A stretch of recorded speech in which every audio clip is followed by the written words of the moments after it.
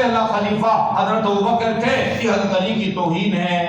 تو دونوں کو ذات میں آنا چاہیے کہ پھر مشخص کریں کہ توہین کس کو کہتے ہیں۔ ہمیں ہمارے مراجع کرام نے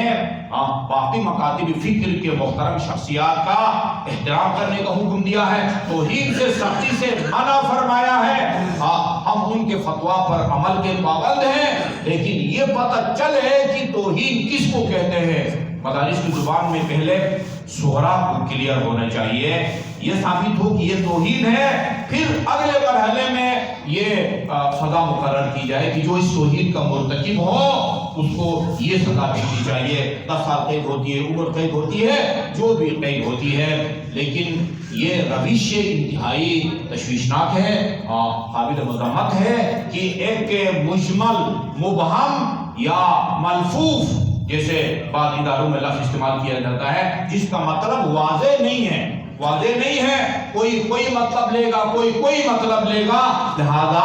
اس کے بڑی باریک بینی کے ساتھ اس کے حدود اربعہ کو مقرر کیا جائے کہ توہین رسالت کب کہلائے گی، توہین اہل بیت کب کہلائے گی، توہین صحابہ کب کہلائی، تاکہ وہ جو قانون بنے گا یہ اس قانون کے زد میں آئے۔ اور ہم سب کی ذمہ داری بنتی ہے کہ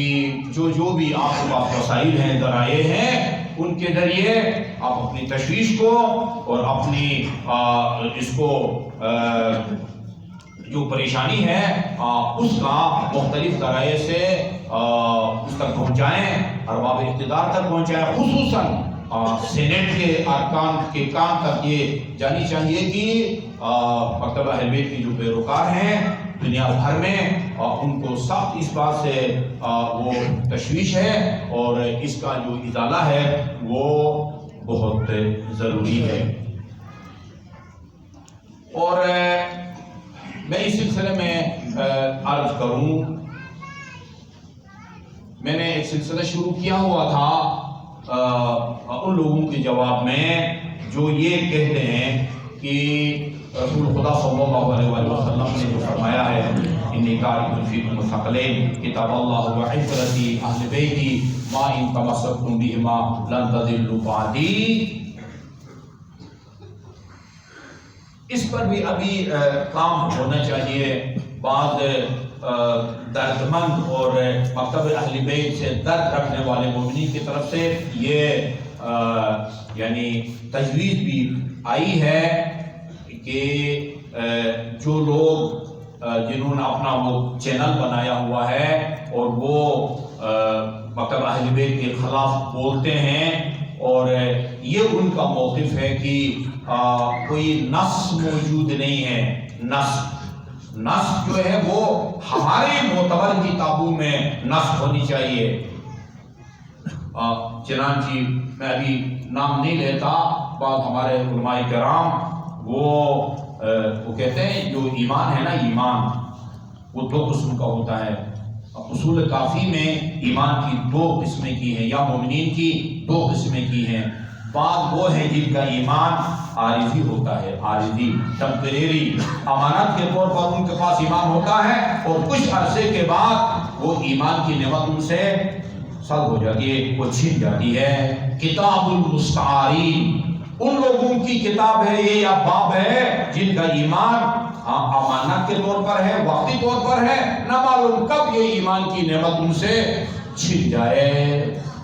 بہت ساری کتابیں بھی لکھی انہوں نے، بڑے لیکچر ہوتے تھے ان کے، اور پتہ نہیں وہ رجسٹریشن کی فیس ہوتی تھی جو ان کے درس میں جائے 500 روپیہ جو ہے وہ جمع کرائے، لیکن آخر میں وہ صراط المستقیم سے بھٹک گئے اور کہا کوئی نص نہیں ہے، ہماری کتابیں نصوص سے بھری پڑی ہیں۔ یہ الفین اٹھا کے دیکھے، اور وہ علامہ ہلی مرحوم کی الفین 2000 کا مطلب انہوں نے امیر المومنین کے خلیفہ بلا فصل ہونے پر 2000 دلائل سے ثابت کیا ہے کتاب الفین میں، اردو میں ترجمہ بھی ہوا ہے، مجھے نہیں معلوم یہاں ابھی دستیاب ہے یا نہیں ہے۔ نصوص ہمارے پاس موجود ہیں ایک ائمہ اہل بیت کی معتبر کتابوں میں نام لیا تھا جو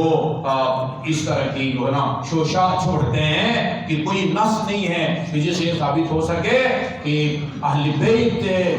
سے دین لینے کا اللہ تعالیٰ نے حکم دیا ہو یا امیر المومنین سے دین لینے کا اللہ تعالیٰ نے حکم دیا ہو۔ اچھی تجوید ہے یعنی ان نصوص کو اور معتبر روایات کو کہ جن کے ذریعے اہل بیت کی قیادت، ان کی امامت اور خلافت ثابت ہوتی ہے، اس طرح کے افراد کو بھیجا جائے کہ جو واقعات ان کو غور سے پڑھتے ہیں تاکہ ان کی اصلاح ہو جائے اور مکتب اہل بیت کے بارے میں جو ان کی غلط فہمیاں ہیں وہ دور ہو جائیں۔ اور وہ بعض علماء جو ابھی مرحوم ہو گئے انہوں نے واضح الفاظ میں یہ کہا ہے، میں نے خود کلپ سنی ہے کہ قرآن سے تمسک کا مطلب اور ہے اور اہل بیت اطہار سے حریت پیغمبر، اطرت پیغمبر سے تمسک کا مطلب اور ہے۔ قرآن سے تمسک کا مطلب یعنی اپنا دین قرآن سے لو، عقیدہ قرآن سے لو، توحید، عدل، نبوت، امامت، قیامت، ان کو قرآن سے لو۔ اور اہل بیت سے تمسک کا مطلب یہ نہیں ہے کہ آپ اہل بیت سے اپنا دین لے لو، بلکہ اہل بیت سے تمسک کا مطلب یہ ہے کہ اہل بیت کا احترام کرو، اہل بیت سے محبت کرو جی، یا جیسے استعمال کیا جاتا ہے ہم اس لفظ کے حق میں نہیں ہیں، پیار کرو، ان سے پیار کرو۔ ادھر رسول نے فرمایا ہے قرآن سے تمسک کرو گے، اہل بیت سے تمسک کرو گے، ہرگز گمراہ نہ ہوگے، یعنی گمراہی سے وہی